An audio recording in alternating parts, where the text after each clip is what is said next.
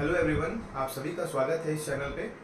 तो आज सब कुछ क्लियर कट होने वाला है। सीटेट का एग्ज़ाम वगैरह क्या ऐसे ट्रिक्स एंड ट्रिप्स होने वाले हैं, ठीक है। और क्या क्या चीज़ें होने वाली हैं जिससे आपको बहुत ही मदद मिल सके, ठीक है। अगर आप फ्रेशर्स हैं या फिर आपने एक से दो बार दे दिया है फिर भी किसी होता नहीं किसी कारणवश नहीं हो पा रहा है, कुछ नंबर से आप चूक जा रहे हैं, तो ऐसे क्या ट्रिक्स एंड टेक्निक्स अपनाएं जो कि आपका सीटेट क्वालिफाई हो जाए। चलिए इस वीडियो को देखते हैं। सीटेट जुलाई 2023, जुलाई में इसका पेपर होने वाला है, जुलाई अगस्त, ठीक है। आप सभी को पता होना चाहिए। 3 ऐसे बेस्ट ट्रिक्स हैं जो कि हम क्लियर करेंगे सीटेट का, या क्लियर करना बहुत ज़रूरी है क्योंकि वैकेंसी कभी भी देखने को मिल सकती है, ठीक है। तो किसी भी राज्य में सीटेट बेसिकली होता क्या है कि आप शिक्षक भर्ती के लिए एलिजिबल हो जाते हो। और सबसे पहली चीज़ ये होती है कि आप किसी भी स्टेट में अगर आप सीटेट क्वालिफिकेशन है और आपके पास बीएड बीटीसी या बीएड बीटीसी डीएलएड वगैरह किसी भी राज्य में आपको टीचर की जॉब चाहिए तो आप सीटेट आपका होना अनिवार्य है। तो इस वीडियो पे यही है कि सीटेट कैसे इस बार हम अच्छे नंबर से पास हो जाएं, क्वालिफाई हो जाएं, जिससे हमको आगे वाले शिक्षक भर्ती में हमको मदद मिल पाए, ठीक है।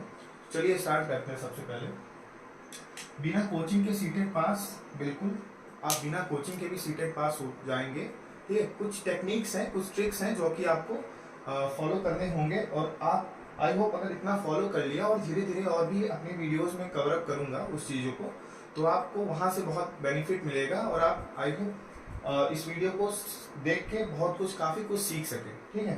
तो मेरा पर्पस यही है कि क्या ऐसे ट्रिक्स होने चाहिए जो कि हम आज उसको देखेंगे। तो बिना कोचिंग के बिल्कुल आप पास कर सकते हो। आपके पास गिने चुने 45 से 50 दिन हैं, ठीक है। तो आपको कैसे करना है, क्या करना है, अपना कितना एफर्ट डालना है और आज से ही लगना है, वो हम सारी चीज़ें देखेंगे, तभी आपका सीटेट क्वालिफाई होगा। क्योंकि सीटेट ने थोड़ा सा अपना लेवल चेंज कर दिया, ठीक है।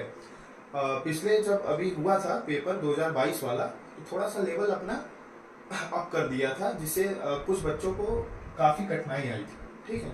जिसकी वजह से आज हम देखेंगे कि घर बैठे भी अपनी रणनीति से, अपने प्लान से बिल्कुल आप क्लियर कर सकते हो CTET without paying any fees cost. Coaching संस्थान में पैसे नहीं देने की जरूरत है सीटेट वगैरह जैसे एग्जाम में, ठीक है। अगर आप थोड़ा सा सिचुएशन को समझो कि कहना क्या चाहता है सीटेट अपने प्रीवियस क्वेश्चन अकॉर्डिंग उसको उठा के, तो आप इजिली उसको कर सकते हो, बिल्कुल। उसके बाद बात करते हैं कंटिन्यू स्टडी। आपको प्रतिदिन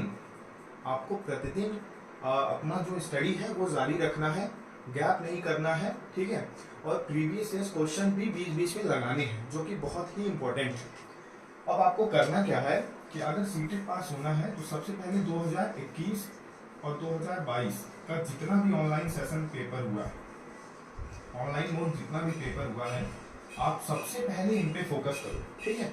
अगर आपने इसको लगा दिया 40 से 45 दिन में अच्छे से और समझ गए सिचुएशन क्या है, कैसे क्या है, तो आप इजीली क्रैक कर सकते हो, ठीक है। बात करते हैं सीटेट पेपर फर्स्ट में 150 क्वेश्चन आता है पेपर फर्स्ट, और पेपर सेकंड में आता है 150 क्वेश्चन। सब कुछ सेम रहता है, सिलेबस वगैरह 3 सब्जेक्ट इसमें मैच खाता है पेपर 2 में, पेपर फर्स्ट का, ठीक है। तो हमने अपने पिछले वीडियोस में बता ही दिया सिलेबस वगैरह क्या रहने वाला है, कट ऑफ कितना जाने वाला है, ठीक है, कितना जाता है। एक फिक्स है कि इतना भाई जनरल 90 नंबर लाना है और ओबीसी एससी एसटी को इतना नंबर ले आना, ठीक है। तो बात करते हैं पेपर फर्स्ट में जो 150 क्वेश्चन है, वो 150 क्वेश्चन में 75 क्वेश्चन आपका पेडागोजी का आने वाला है, पेडागोजी, ठीक है। और 75 क्वेश्चन आपका कंटेंट आने वाला है, ठीक है। कंटेंट जब आप टॉपिक हो गया जीन पियाजे, वाइगोत्स्की, कोलरबर्ग, ठीक है, ये सब चीज़ें, तो जब आप इनका पढ़ोगे ब्रीफ में क्या कैसे बताया है, तो आप वहाँ से कंटेंट कवर करोगे। और पेडागोजी में आपको एक तरीके का सिचुएशन दे दिया जाता है, ठीक है। उस सिचुएशन के अकॉर्डिंग आपको सटीक आंसर बैठाना रहता है। तो अगर आप सिचुएशन समझ गए तो पेडागोजी समझ गए। और पेडागोजी का वेटेज 75 क्वेश्चन का है, तो आप समझ सकते हो उसका वेटेज कितना इंपॉर्टेंट है। इस पेडागोजी में अगर आप 75 क्वेश्चन है आपका, ठीक है, नियर अबाउट आपने अगर 60 टू 62 मार दिया या 65 मार दिया, 65 प्लस, सोचो आपका नंबर तो यही 65 हो गया, 60 हो गया, और इस 75 में जो कंटेंट है, इस 75 में अगर आपने मान दिए 60 मार्क्स, ठीक है, तो आपका यहीं पे 60 प्लस 60 120 मार्क्स हो जा रहा है ना। तो आप समझ सकते हो मिनिमम मान लो एक स्कोर में मान के लेके चलता हूँ कि कम से कम 120 हमको करना ही करना है, ठीक है। 120 क्वेश्चन का टारगेट आप अपना बना के चलो, 120 प्लस का, तो आप बेहतर तरीके से आप इसको क्लियर कर सकते हैं। ये मैंने बता दिया कि 15 क्वेश्चन पेडागोजी के आते हैं, 75 क्वेश्चन कंटेंट बेस आते हैं।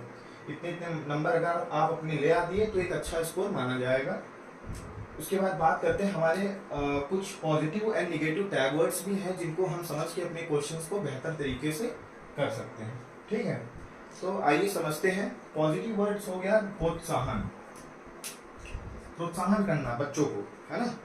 तो ये हम जब हमारे पेपर्स में आएगा क्वेश्चंस में, अगर प्रोत्साहन वर्ड आता है तो आपको पॉजिटिव लेना है, मतलब आपको आंसर सही करना है, ठीक है। उसका कथन पढ़ के आपको ये आंसर सही करना है। प्रोत्साहन मतलब होता है कि बच्चों को हम कैसे प्रोत्साहित कर रहे हैं कोई कार्य करने के लिए, ठीक है, मोटिवेट कर रहे हैं।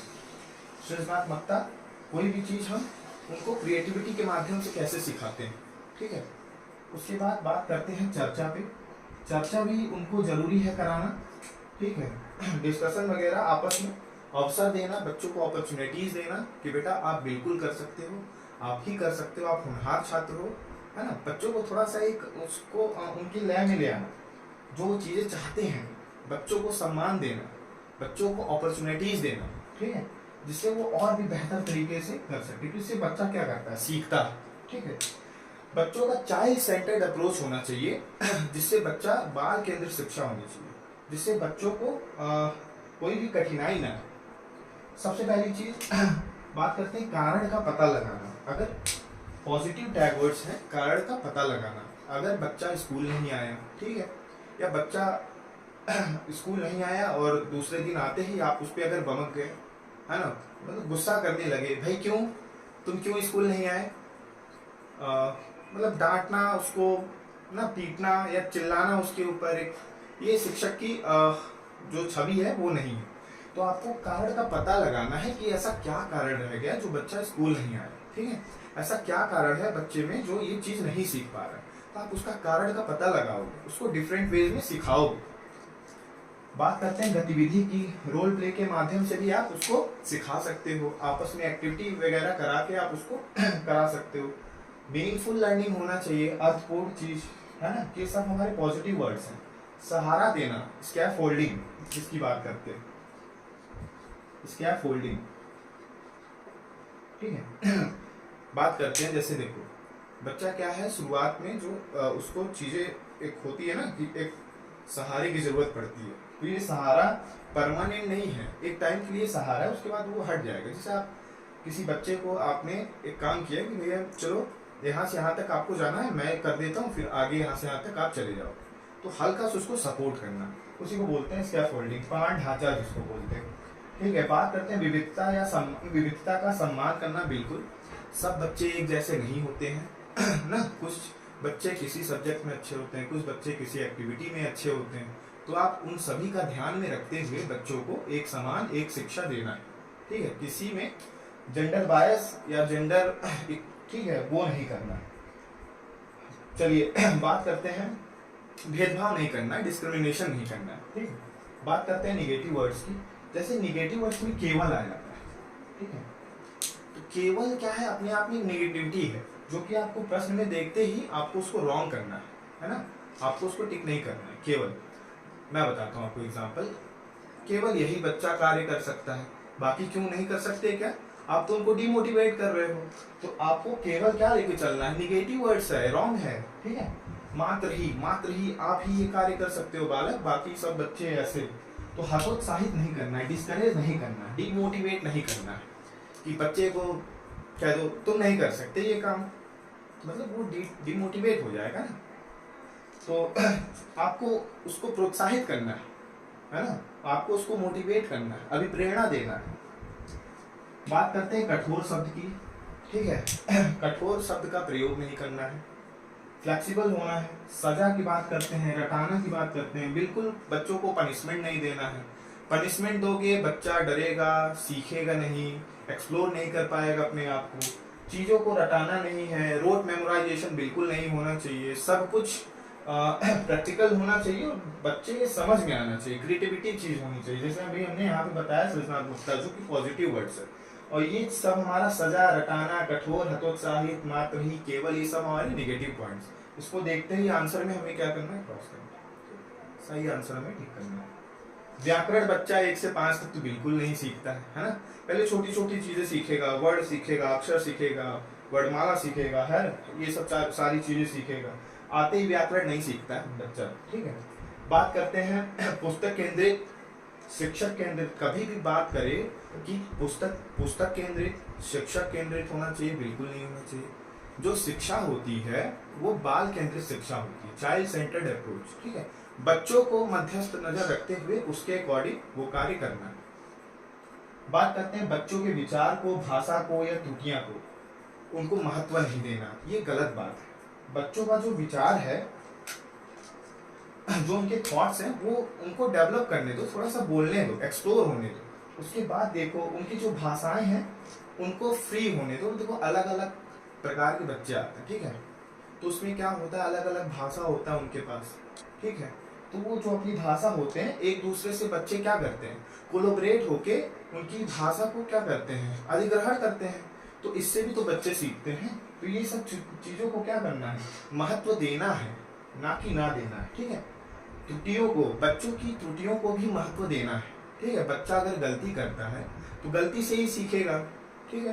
तो बच्चा अगर गलती कर रहा है तो लेट हिम, उसको मतलब मिस्टेक करने दो, फिर उसके बाद उसको सिखाओ कि नहीं बेटा इसको ऐसे करते, तो वो देखिए कितना जल्दी कह सकते हैं। चलिए बात करते हैं निष्क्रिय की। निष्क्रिय अपने आप में एक नेगेटिव पॉइंट है, जो कि बोलते हैं इसको एक्टिव नहीं है बच्चा यार, है ना, निष्क्रिय है। तो इसका जस्ट अपोजिट हो जाता है सक्रिय। कहीं भी एक्टिव वर्ड्स आ जाए, एक्टिव, है ना, तो ये तुरंत पॉजिटिव हो जाएगा, ये पॉजिटिव हो जाएगा। क्यों भाई, ये सक्रिय बच्चे में एक एक्टिव वर्ड्स को भी देख के हम इसको, इतनी बातें हो गई हमारी, ठीक है। आई होप आप समझ गए होंगे। उसके बाद सीटेट में क्या होता है ना, आपके पास सीटेट में निगेटिव मार्किंग नहीं होती है ना, तो इसके लिए आप बिंदास रहो यार, है ना। सीटेट में निगेटिव मार्किंग बिल्कुल नहीं है। तो आप 150 क्वेश्चन में अगर आप 150 नंबर करके आते हो तो उसमें से कोई निगेटिव मार्किंग नहीं है। बट क्या है ना, सीटेट परीक्षा निकालने के लिए जब आप पेपर देने जाते हो, ठीक है, तो आपके पास टाइम मैनेजमेंट की बहुत, मतलब एक टाइम मैनेजमेंट होना चाहिए। आप पहले से जब प्रैक्टिस करके जाओगे प्रीवियस क्वेश्चन के, ठीक है, तो आपको क्या रहेगा, वो चीज़ पहले से एक्सपीरियंस रहेगा। एग्जाम हॉल में क्या होता है कि यार थोड़ा सा प्रेशर रहता है ना, एक तो टाइम भी कम होता रहता है, ठीक है, लंबे लंबे पैसेज वगैरह आते हैं, तो आप उसको कैसे सॉल्व करना है। तो जब आप प्रैक्टिस करोगे, मॉक टेस्ट वगैरह दोगे, ठीक है, प्रीवियस से क्वेश्चन उठाओगे, क्वेश्चंस का पैटर्न देखोगे, है ना, उसका रीजंस देखोगे, पेडोलॉजी का क्या क्या होता है, कंटेंट देखोगे, चीज़ें जब बहुत अच्छे से प्रैक्टिस करके जाओगे तभी ये एग्ज़ाम आपके लिए बेनिफिट होगा। ये सब चीज़ें एग्ज़ाम में, एग्ज़ाम टाइम में, तब आप उसको बेहतर तरीके से कर सकोगे, एक अच्छा स्कोर ला सकोगे। तो प्लीज़ ये मौका चूकिए मत, ये बहुत इम्पोर्टेंट है और आप सब इसको एक बार ज़रूर फॉलो कीजिएगा। और हमारे कुछ सेशंस आएंगे सीटेट के, तो उसमें आपका बिल्कुल भी टाइम बेकार नहीं करूँगा। जो भी मैटर दूंगा एकदम 100% श्योरिटी के साथ दूंगा, है ना। और कुछ पॉइंट और रह गए हैं तो मैं अभी आपको बताता हूँ, एक सेकंड। बच्चों को हमेशा अवसर देना है, ठीक है, बच्चों को हमेशा अवसर देना है। बच्चा अगर कोलैबोरेट होके सीखता है ना, आपस में जितना कोलैबोरेट हो सके उतना अच्छे से सीखता है, ठीक है। और बच्चों में क्या करना है, ये सब तो बता ही दिया, रोट मेमोराइजेशंस वगैरह, ये सब तो ये हमारे नेगेटिव पॉइंट्स हैं, इसको आपको बेहतर तरीके से देखना है। उसके बाद हमारा कुछ पॉइंट और रह गया है, जैसे बात करते हैं प्रीवियस क्वेश्चन बिल्कुल करके जाना है, और ये जो शब्द हैं इन पे बिल्कुल ध्यान देना है, ठीक है। उसके बाद आपको क्या करना है कि एक आती है किताब आपके लिए, है ना, बता ही देता हूँ, किताब की बहुत बड़ी इशू होती है। किताब बता देता हूँ, आप किरण की पब्लिकेशन की किताब ले लेना, किरण पब्लिकेशन, है ना। 2011 से 2022 तक जितने भी क्वेश्चंस हैं सारे उसमें दिए गए हैं। ऑनलाइन यार देखो, ऑनलाइन उठा लो 2021 से 2022, अगर पेपर निकालना है, सीरियस हो आप सब इसलिए, तो बिल्कुल आप इस पे जाओ, किताब उठाओ, ठीक है, कंटेंट समझो, उसके रीजन समझो पेडागोजी के, ठीक है, प्रीवियस क्वेश्चन लगाते जाओ, और मॉक टेस्ट का जब टाइमिंग आएगा तो मैं बताऊंगा आपको कैसे मॉक टेस्ट आता है, क्या डिस्प्ले में रहता है, वो सारी चीज़ें आपको बताऊंगा, ठीक है। उसके बाद कोशिश करना जब आप कुछ टॉपिक्स कवर कर लो तो उसके मॉक टेस्ट दो, है ना, उसके पेपर वगैरह दो, प्रीवियस को क्वेश्चन उठाओ, उसको देखो कैसे आता है, उस हिसाब से आप करो। और ये बहुत बेहतरीन तरीका है आप सभी के लिए, आप इसको कर सकते हो, 101% श्योर है, बस आपका एफर्ट पूरा चाहिए, है ना। जो मेन टॉपिक होता है या मेन चीज़ें होती हैं, जैसे मैंने भी अपना नोट्स वगैरह बनाया था, तो कुछ उसमें से उठा के दूंगा यहाँ पे, जब वीडियोस वगैरह कराऊंगा तो उसको आपके लिए बहुत इंपॉर्टेंट और हेल्पफुल होगा। तो आई होप आप सभी को ये बहुत अच्छा प्लान लगा होगा, और मेरे हिसाब से यही करना है कि आप बिना मतलब आपका जीरो फील लगेगा, मतलब आपकी खुद की मेहनत होगी, खुद का एफर्ट होगा, है ना, और आप बेहतरीन तरीके से ये चीज़ कर सकते। ये मौका मत जाने दो यार, क्योंकि वैकेंसी आ रही है ना, कभी भी आपको वैकेंसी अपडेट होने को देख सकती है, तो इसलिए ये चीज़ आप अपने लिए रहो, इसको क्लियर किए रहो, ठीक है। तब तक के लिए आप सब अपना ध्यान रखिए।